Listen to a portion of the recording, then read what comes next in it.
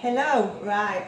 Me and my wonky camera angle are going to show you how I doctor up mincemeat. Right, if you want a good full delia, make your own, go for it. I'm never going to not tell you to do that, right? But we're getting late in year now. I'm not going to faff about making my own mincemeat. I've done it before. I end up with loads more than I actually need. End up eating it with a spoon all year. I don't want to do that this year. So, right, we're going to take a jar of just supermarket mincemeat. Right. In itself, it's nice, it's fine. No one's going to be offended if you make mince pies just with this, right? But if you want to just dress it up a little bit, I'm going to show you how I do it. Right, I've got some apricot jam that I've got ready for doing my Christmas cakes with.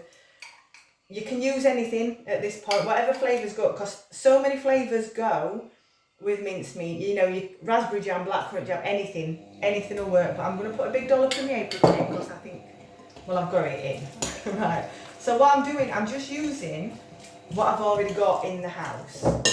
You could use whatever you want.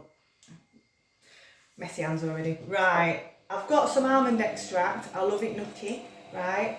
This is really strong though, this Nielsen Massey one. So I'm just going to use the barest few drops because we're only dealing with a jar of mincemeat here, so you don't want to overpower it. What else have I got? Got some nutmeg. Whole nutmeg is far superior to ready ground nutmeg. It just tastes stronger. It's cute. So I'm just going to grate a little bit of that in. Again, remember you've only got a jar of mincemeat there. Don't overdo it. Very strong flavour is nutmeg. Right, and now I've got me hazelnuts. Any nuts, anything you want. If you've got some dried cranberries or glacé cherries, anything like that, they're going to go in beautifully. So now I've got me orange. I'm just going to grate some zest into there. Just adds a bit of gorgeousness, right? We like a bit of orange at Christmas, don't we? And it does go beauty in the mince pies.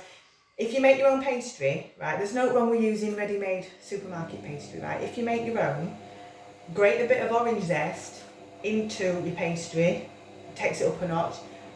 I think it might have been Mary Berry I learned that from, so I'm not going to take credit for that idea, right? I'm not about that life. What I'm also going to do, which I nearly forgot, I haven't got any brandy or anything in the house. Stick a bit of brandy, whiskey, anything you like. If you've got like Cointreau, that'd be really nice. But I'm just going to use this orange juice, right? Now it'll loosen up your mincemeat. You know, sometimes you buy mince pies that are homemade and it's really dry, the mincemeat inside. This, or a slug of brandy, is just going to loosen it up nice.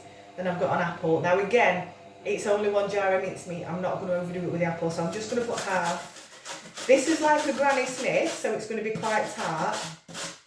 Obviously, Bramleys are going to work perfectly, but any random apple you've got in the house, just grate straight in. You don't have to bother peeling it. It'll be beautiful.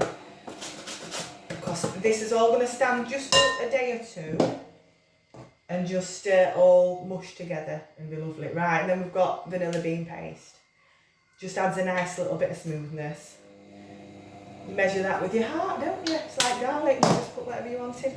So if you can see this now, right, it's lovely and loose, smells absolutely beautiful. It's a little bit more than just your bog standard mincemeat, but it's taken you 5 minutes at the most, and you've got something a bit special, but it doesn't take you the days that you're making your own mincemeat would. Right, and now it's ready. You can use that straight away.